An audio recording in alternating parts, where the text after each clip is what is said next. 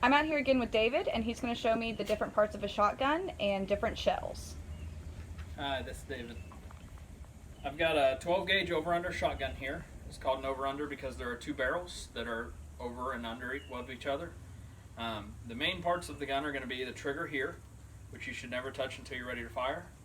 The muzzle, which is the very end of the gun here. You can see here this part that's actually sticking out a little further is the choke, and that determines the pattern of the gun. There's a safety as well on the back of the gun here, and you can see it's indicated by an S.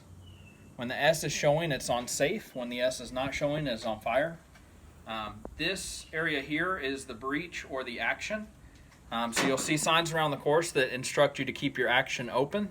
On an over-under or any double barrel shotgun, this is going to be what it means, is to have the action of the gun open so that we can see that it's empty and unloaded. So you would carry it as such and basically just make sure that everybody can see it's open.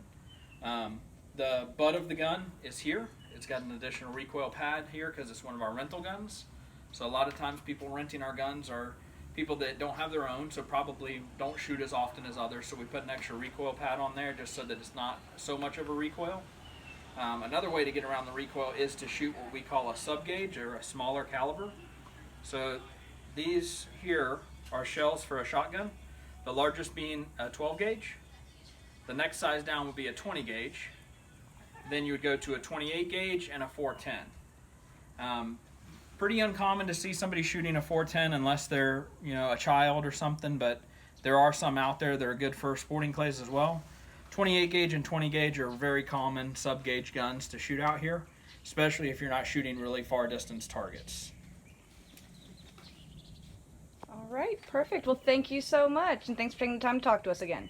Have a good day. All right.